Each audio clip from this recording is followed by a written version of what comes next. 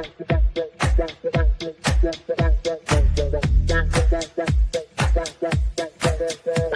Connections Radio presents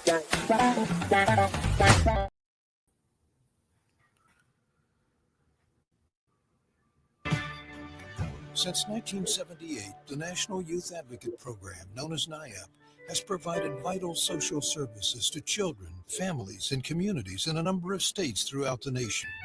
NYAP is a private, nonprofit organization committed to caring for people, connecting communities, and promoting peace. Among its many services are foster care programs that provide loving homes for children in need and give everyday people the opportunity to be part of something bigger than themselves.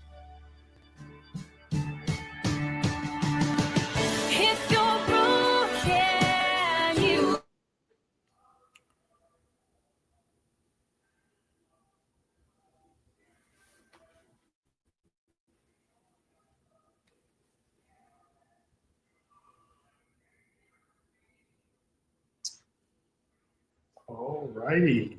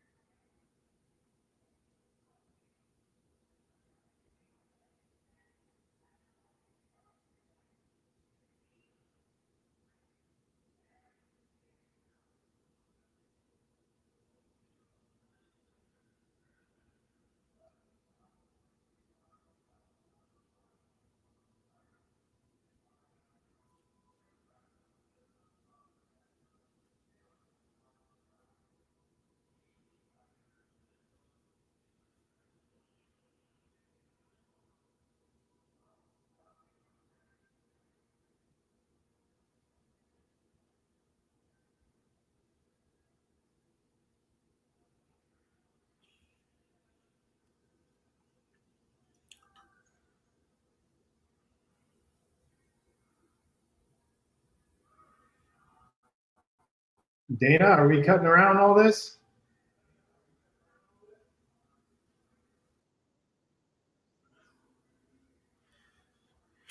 Yeah, my screen is black. Yeah, mine too. Just hold on. She's going to have to cut all this out, I guess.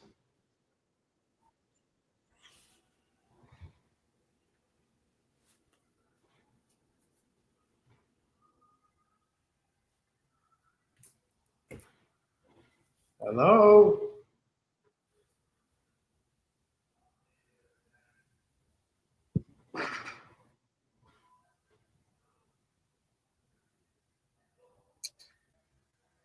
All right, welcome to the Brisco Bridge to Foster Care in Nevada. I'm your host, Trenton Brisco.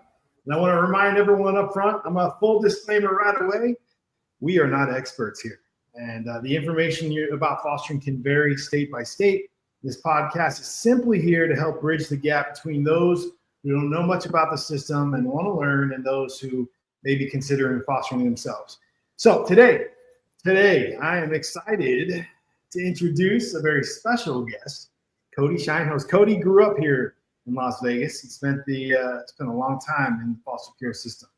So he's here to share his story, his experiences, and give us a real honest perspective from how he's lived. So let's dive into it. Codie, say hello to everybody. How are we doing today, bud? How you guys doing? I'm doing good. How are you? Good. So Codie, can you share a little bit about yourself? How long were you in the system? Just some details that you care to share. Well, I don't even know where to start. I guess story short. Oh, I'm 29. I've lived 29. In Vegas my whole life. I've been pretty much in and out of the foster care system since I was about 4 or 5 years old. And to recap, I guess what I'm into for now, I like to work on cars, do car restorations, and I fight amateurly sometimes as well. So Fight amateurly. What is that about? Well, I just fight sometimes, I guess, for some places on YouTube. And I used to fight a couple of years ago for Skipper Kelp's Fight Capital, but that was mainly at the tail end of when I was in foster care, and also like a couple years after. And I was also a coach there for a short, brief period of time. Now, Codie, when you were in foster care, you were never a part of my MMA training program, right? No, but I believe that's how I got to know some of your kids as well, because you guys came to the same places that we did in Boys Town. Oh, okay. And then we kind of knew each other that way, and then I got you. Okay. Cool.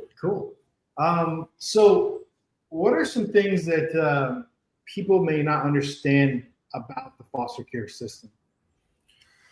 From my experience, at least, I don't know how it is now, but I guess just the lack of attention that some of us kids got, and I guess the lack of, like love, and just that home feeling, the welcomingness that a kid would need growing up. It was very hard for me to blend in or I guess stick out in ways that, a normal kid in a normal family would, just because, being bounced around from place to place and whatnot. Like I said, I know it's probably different now, but I just felt like my voice was never really heard when I was a kid.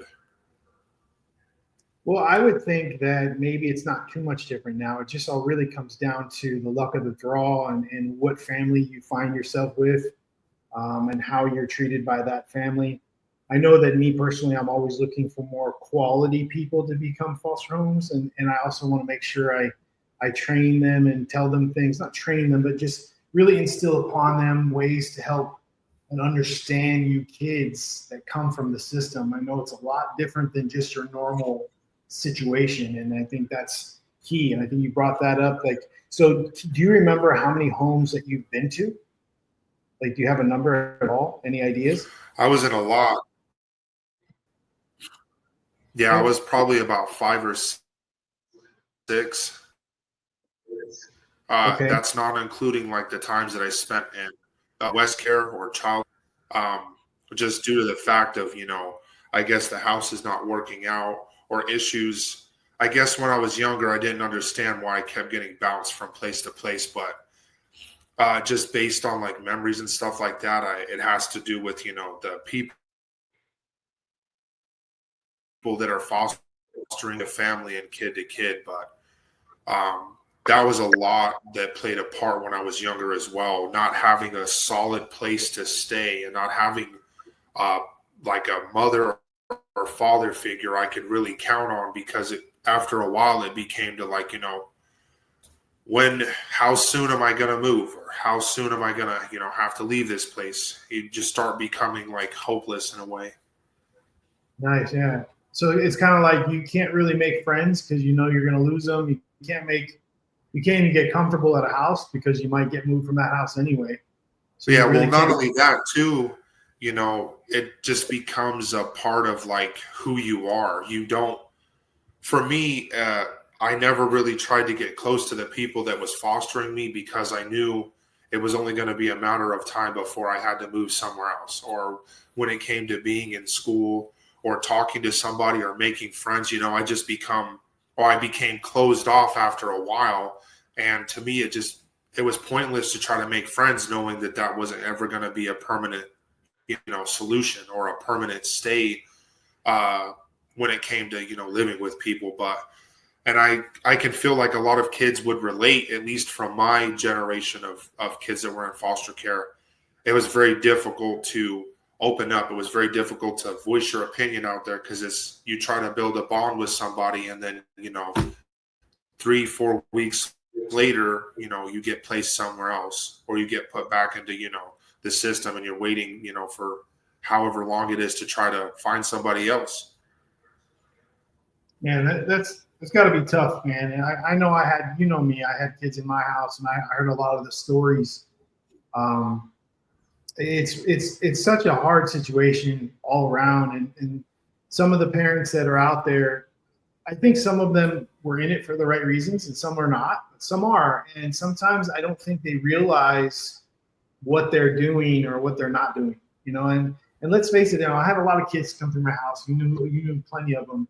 I wasn't perfect either with all of them. You know, there were some that I just couldn't get through to, and I had to move forward on because it was messing up the house. So did you find it that, did you ever, looking back at your age now, do you ever see yourself and think, okay, I did do some things that I could have done better while I was in these homes? I'm just wondering, you know, like we, you know, I had a kid who straight broke my window and stole stuff. So, that's a negative.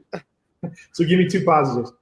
But did you find yourself, you know, looking back at yourself and thinking, you know, I could have made better choices? Or you were a pretty good kid, if I remember correctly.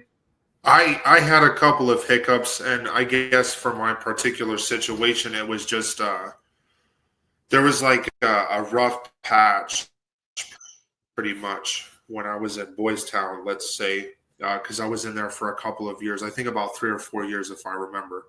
And I guess I could have been the same person I was and just stayed quiet and, you know, not tried to make friends and not talk to anybody, because, like I said, by that point, it was just like another place. And I was getting closer to, you know, aging out of the system. But they kind of helped break me out of my shell. I wish I could have gone back and been more persistent at breaking out of my shell sooner, because, you know, I didn't know anything about that place. You know, I came home one day and this van was there and these people were there and they were ready to take me, you know. And you know, let's help the viewers understand. So in the foster care system back then, there was a place called Boys Town. Boys Town is another agency like NIAP. However, they're a little bit more, I want to say they're a little more strict, right? They're a little more, can you share with us how Boys Town, how they worked? Okay, so pretty much they do interviews, whether it's with the kid or without. Whether, like for my instance, I was staying with my grandfather for a month and he was too sick to take care of me and my 3 sisters at the time. And I had just gotten out of foster care because he was trying to foster me. They have a portfolio of your whole life, every incident that you've had, like every house, every detail about you. And they determine with their people in the office whether you're going to be a good fit for their program or not. And they normally don't take kids, you know, past 13, 14, 15 because of their history, and it's case-by-case scenario. It's harder for them to try to mold a kid in a positive way because around those age years, they're less prone to trying to listen. They're less prone to trying to follow instructions, you know. I guess they had made an exception for me. So, you know, looking back on it now, I am grateful. But a lot of kids get rejected due to them not meeting the criteria, like so to say. So when you get placed in, you're given a set of skills based on your history. Whether it's like expressing feelings appropriately, like say I struggled with communicating honestly, expressing feelings appropriately, and, you know, just simple day-to-day tasks. So you'll be given those tasks as a set of skills, and they give you a point card system, and there's different tiers to those point cards. There's like daily, weekly, and then there's achievement. I believe there's one in between. I forgot. But you have to make conversations. You have to do certain things and have certain skills, like in a scenario like something like this, how we're talking and everything like that. That would award me a certain amount of points, and I'd have to hit that goal every single day to be able to knock off of, you know, 50,000 points or 300,000 points. It all depends on, you know, like I said, case by case scenario. Everybody's case is different, but in my opinion, that really stood a test of time because there were kids in my foster house, because Boys Town, they had 3 boys' houses and 2 girls' houses, and there were 6 kids to each house, and they had a foster parent and a foster mom. So they stayed with us 24/7. We all lived in a single house, and then when they wanted a break, there would be an assistant family teacher that would come in. So these people were engaged with us pretty much 24/7.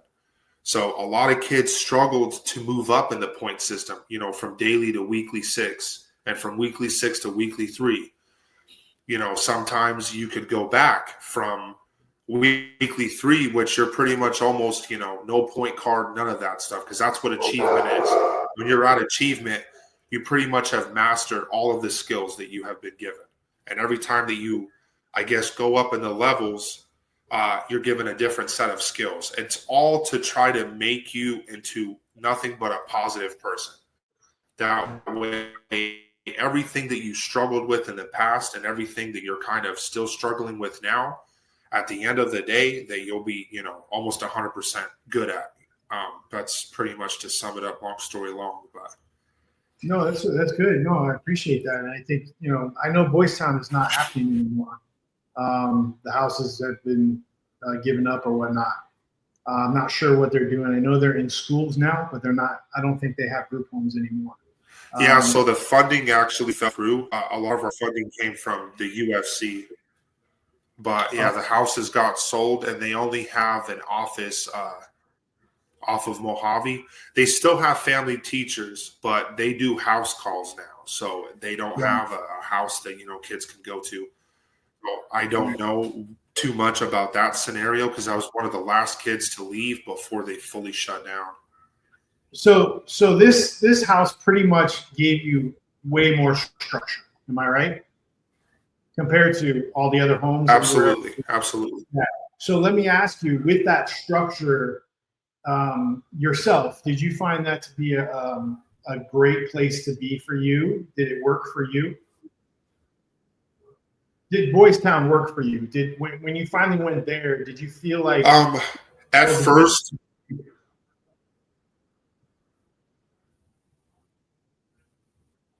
you freeze? Honestly, at first, like I said, just felt like another place. I didn't know how temporary or how permanent it was going to be. But after I kind of just sat in the back, I guess, the wolf in sheep skin, I just kind of sat back and just kind of watched how everything was. I started to see that this place could be a positive outcome on the rest of my life. I still do certain things that I had learned in Boys Town back then that I still integrate into my life now, especially with my kids and my day, my every day-to-day life. Just because that structure was so, it was so important to me after I realized, how good it can be.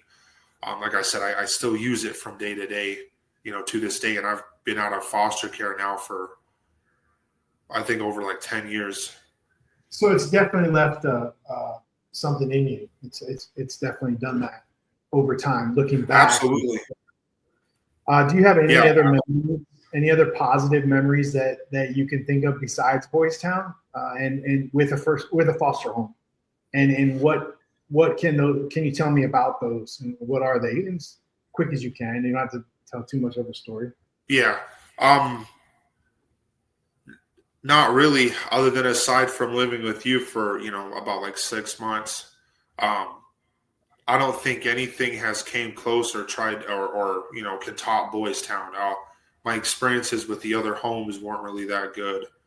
And like I said, I know it's case by case scenario, but I guess my most positive outcome has been through Boys Town, and also, meeting you and some of your kids and just building a foundation with you. I still talk to my foster parents to this day as well. So that's good. Yeah, to sum it up, none of my houses that I've been in can compare to Boys Town.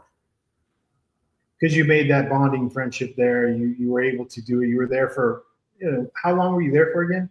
You remember? About 4 years. Yeah, so you were able to finally break down a little bit.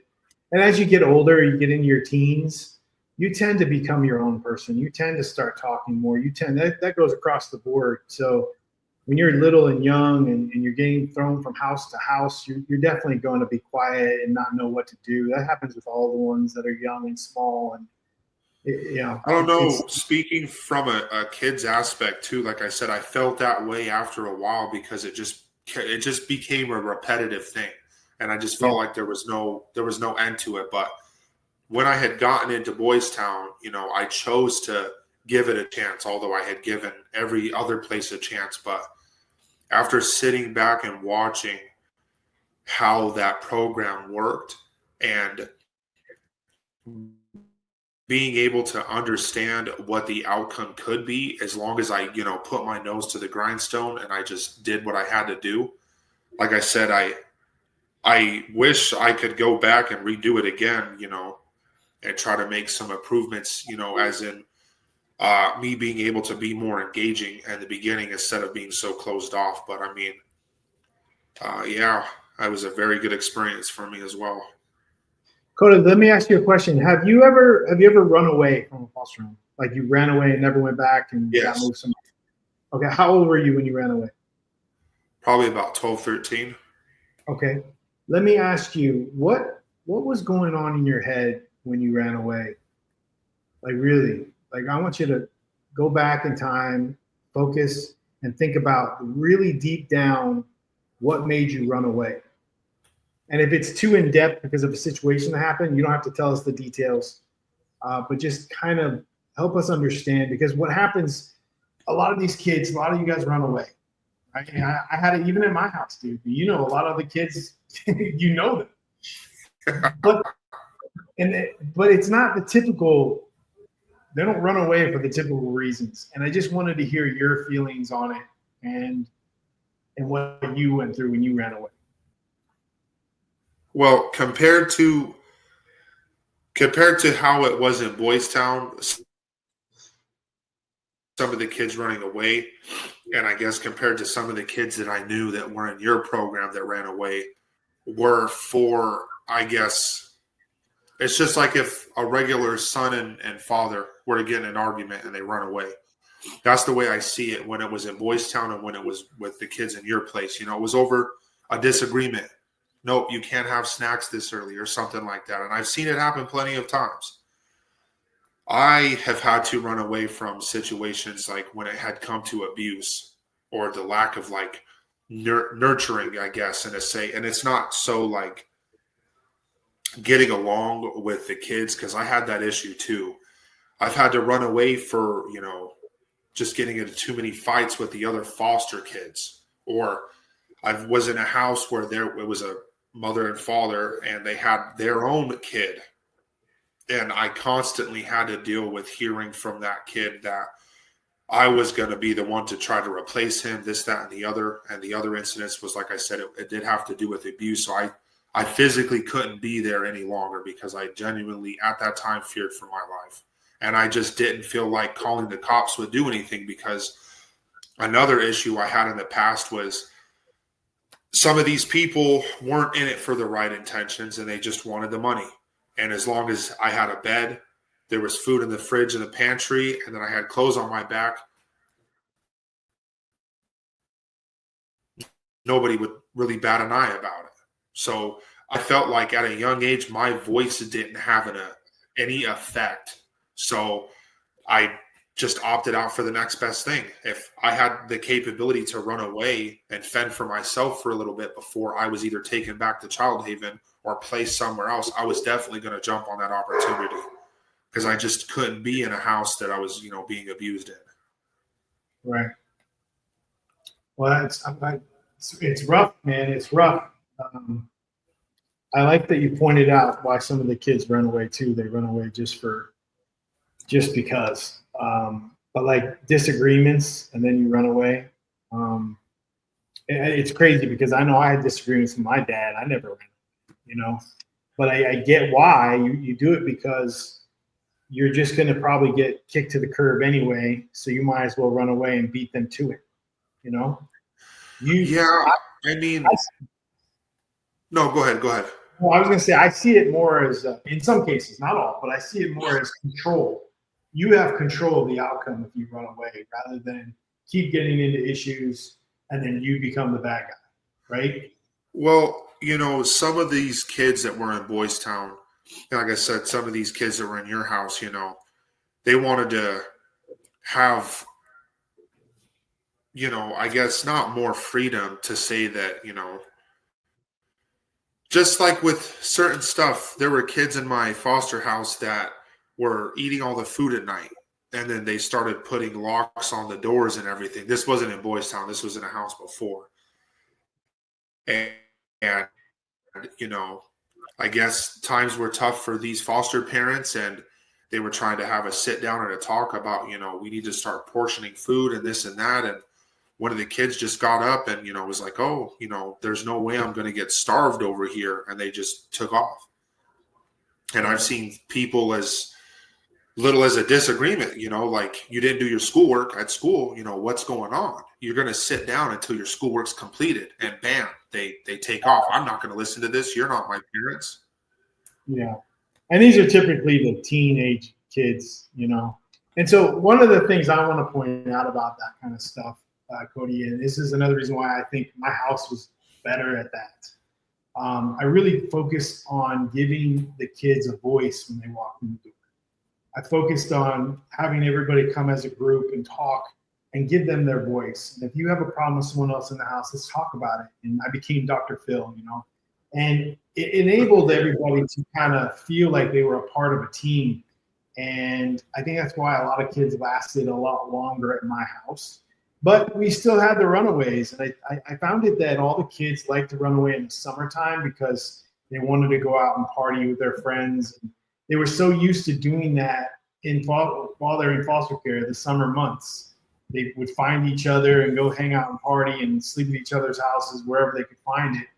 And again, this is all teenagers. This is all 15 and up, maybe a little bit younger sometimes. And that's one thing, though. But that comes from being in the system. I don't know. Go ahead. Like I said, when I was that age, the running away was the last thing on my mind. When I was like 16, 17, I really chose to focus on trying to figure out what I'm going to do when I age out of the system. With some of the kids that I knew, and, when they had talked about, they want to run away or whatever like that, I tried to do my part and tell them, it's not worth it. A small disagreement like that, it's not worth it. This is going to really affect you, in the next coming years. You could have taken that time to try to invest your time into something else, or just so long as just a basis of communication, I mean, when it came to structure in your house, from what I've seen, because, I was hanging out with your kids a lot, by far compared to Boys Town. I know you did stuff a little bit different, but your house felt more genuine. You were way more engaged than the typical foster parent that I have seen, versus being in Boys Town. But again, I can't really compare you versus them because you have your own system and they have their own system. Right. At the end of the day, I'm just happy that somebody else is doing well as well. I appreciate the kind words, but we need to find more people to be genuine, more people to do it for the right reasons. In fact, Codie, can you, if you had to pick the perfect foster home as a kid, just look back and describe that, like if you were ever sitting there as a young boy dreaming of the perfect foster home, can you just give me a description of that right now? Yeah, I guess.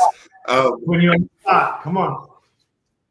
I mean, just being able to want to come home after school, or just looking forward to hanging out with my foster parents, going to do the little things. I'm not much of a person that likes to go out, that likes to party. I'm more of a disciplined type of person. I just looked forward so much to being able to have that father and mother figure. Just nothing but consistent love. I get it. There's going to be disagreements. There's going to be times where we don't see eye to eye. But for me, I always dreamt about just having that engagement to feel like a normal kid. And that's what I tried to strive to find the most And I really didn't find that until the last few years of my being in foster care before I aged out. I actually felt, I guess, not like I had a purpose, because at some point, you know, I can probably speak for a lot of kids, they probably just lost their purpose. You know, they just gave up. And I tried so hard until I aged out to be able to find either a father or a mother or a family, you know, that would be able to fulfill that. Because I'm pretty sure that that's all the kid wants. They just want to feel loved. And yeah, I guess to describe it, that's really what I was looking for, was just to feel like this home would be more permanent, you know, to feel the engagement from the mother and the father figure, to just feel like I can amount to something, you know, that all of the bad things are over with. You know, it's not just another day. I guess, yeah, that pretty much sums it up. Let me ask you this. So you talked about aging out. You wanted to learn more about that. Did you end up doing a program through Briscoe Town, Boys Town? Did you do one for aging out? What is that called? I was in Seeds to Succeed, but that didn't have anything to do with Boys Town. So you didn't do the independent living program? No. Okay. So the only thing that we got was, I think it was like $1,000 or $2,000 when we aged out, and then we also got a laptop. When you go from being 15, 16, you go from a group of people that's like your foster care workers and all of that, you get assigned an independent living worker. And for me, so to say, it all went smooth until the funding fell through. Then it was kind of chaos from there. And I don't really blame Boys Town for that, because I didn't stay with my foster parents all the way up until I had to leave, because they left the program before I did. So I was placed with another house next door. And it was hard to age out. I felt like if the funding wouldn't have fallen through so fast, I probably would have been able to transition easier from being in foster care to kind of being on my own. And in my opinion, that was so important, because I could have very much well ended up from having a place to not having a place, which I didn't have a place for a while.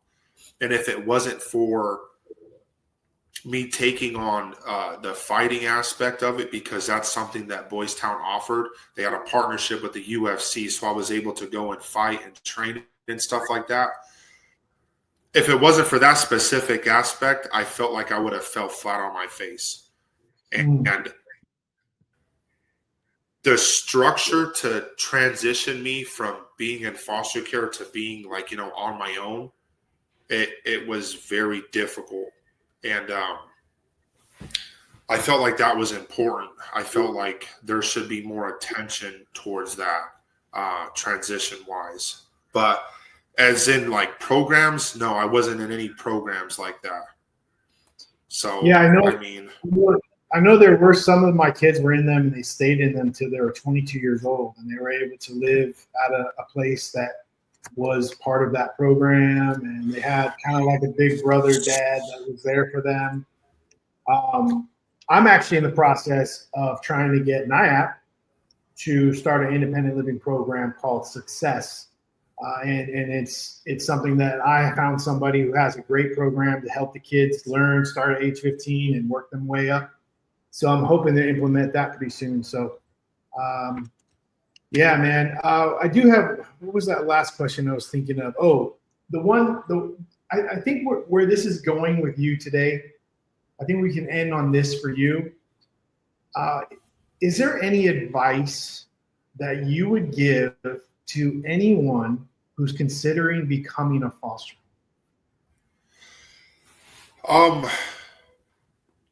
Stay committed. Stay committed? I get that some people might be a foster due to the fact that it could be scary dealing with kids and having the potential of them running away, or,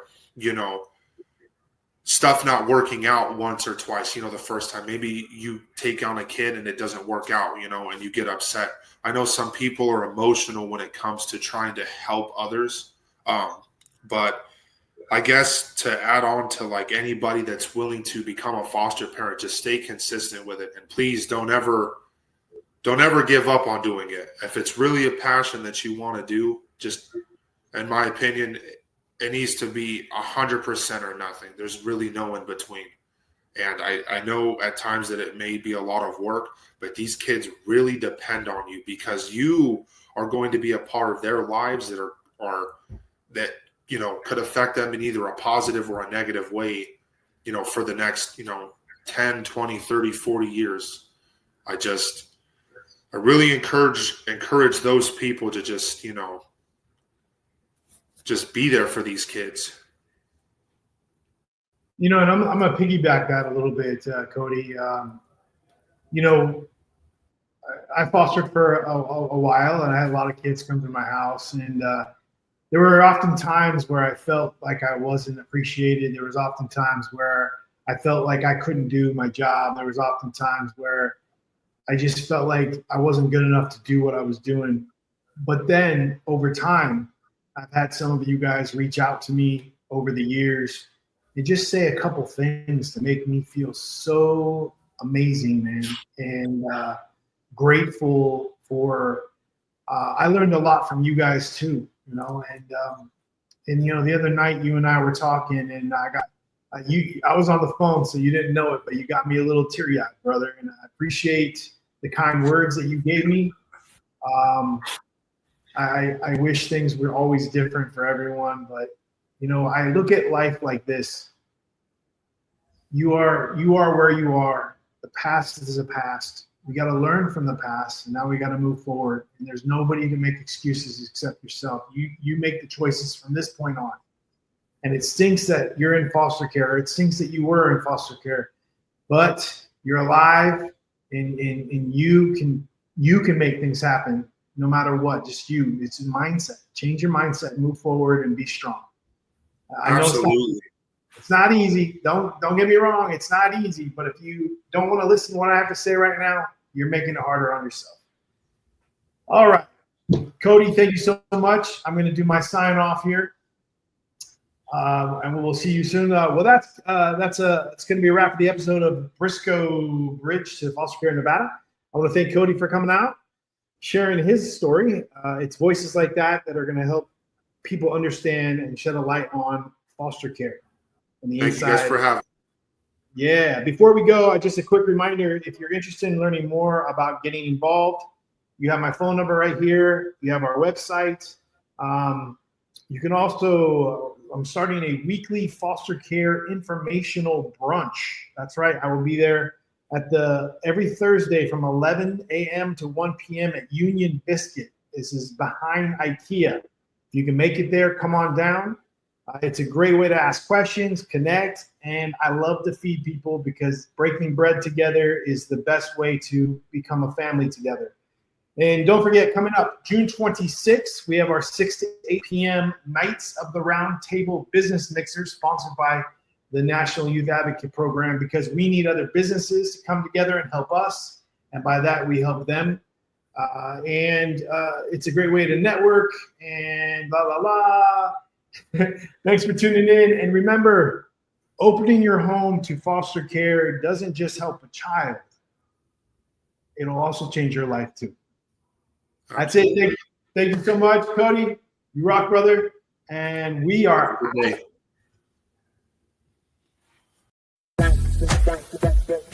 PR Connections Radio thanks you for watching this podcast. Check out more episodes of this show and our others at prconnectionsradio.com.